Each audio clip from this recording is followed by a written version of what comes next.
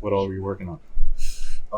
Summer was pretty good. I didn't really, well, football-wise, I was working on like pass rush, getting in with coaches and seeing what I can do better for the season, and being able to go see my family a little bit. It's always good to do. Are you working with any pass rush specialist or individual coach or anybody specialized in either the summer or just in general, Jordan? I know like Dorless worked with several guys. Are there guys like that for you?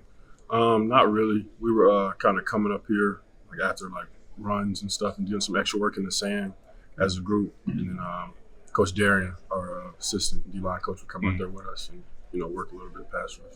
What has he brought to you guys? What has he brought to you, personally? What kind of tools have he started to show you, either moves or certain training techniques or whatever? Yeah, like mostly like pass rush when we do like club rip, just bringing a rip and counters off of it. So we've been honing in on that and seeing what we can do when it comes to like different situations.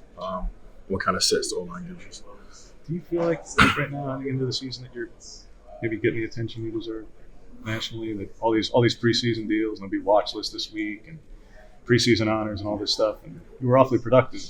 And so far, you're not getting a lot of attention on some of those. Do you feel like you're getting what you deserve, or you're a little under the radar? I wouldn't say under the radar. I feel like last season I didn't really, do the best I could until towards the end. So that, I mean, a lot of that makes sense. It was a new system for me. I'm getting into it. I feel like I fully got it now. So, I feel like everything's going to be in place for the season coming up. I wouldn't say I'm like behind the curve or anything, but I feel like I'm where I need to be. Where'd the video game get you most accurate, and where they do you dirty? You're like the 12th best defensive end in the game, so you're pretty good. Yeah. I like playing the game. Some people move me around, put me at linebacker. My teammates said that's what I like. Like I can move around the field, be at any position really. It's not much I don't like. I mean, I don't play it as much as I should, but I like it. Did you see that somebody had a save where you won the Heisman? Yeah, I saw that. So he didn't look like me, but I saw. Yeah. What do you think it would take for you to win the Heisman from a production standpoint this year?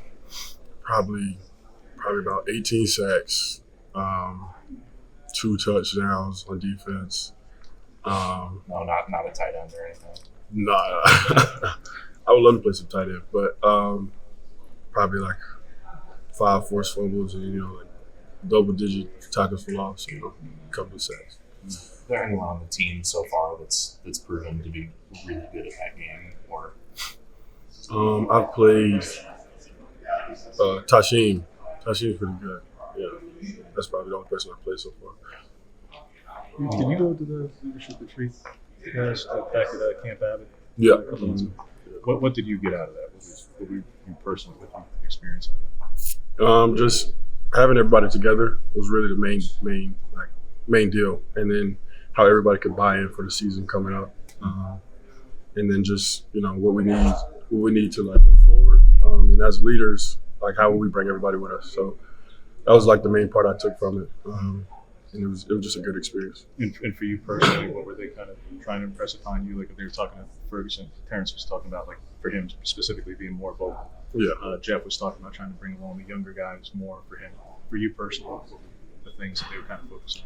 Yeah, probably both of those, because we have a good bit of younger guys in our group, and for me, I don't really say too much when it comes to on the field wise, but now I feel like I'm doing more speaking up and trying to bring everybody along. So that's really what the main focus was for that, and I think I'm doing well so far.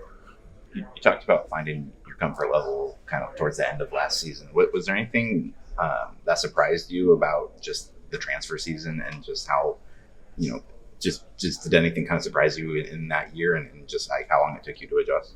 I would say our playbook. It was a different position from what I was used to coming from South Carolina, and I just had to buy in, ask all the questions I needed to ask, and then I think mid-season it started clicking. Turning over to this newer season, I think I got everything that I need. Was there a specific moment where things really seemed to click? I wouldn't say a specific moment. I think mid-season, going into meetings, every note, stuff like that would start making sense. At first I was like, why am I in a 4-eye? But when you look at the defense and what the linebackers have to do, what gaps they have to fill in, it makes a lot more sense. There were a lot of guys who last year were saying the difference from year 1 to year 2 under Tosh's system. So you're in that kind of same mindset where you feel like it could make a big difference on both you and the rest of the defense going into year 2 or year 3. Yeah. Even the new guys, like the guys that came in the spring, like I know it's probably difficult for them, but like right now I feel like they all like got it. So once you like can figure out what like spot you're supposed to be in or what you're supposed to do, your job, something like that, the playbook or anything Coach Tosh needs us to do becomes easy. What went into your decision to come back? Well, really, when I got hurt, Pac-12 championship, I feel like I left a good bit on the table. And then, like I said, I didn't really turn it around mid-season.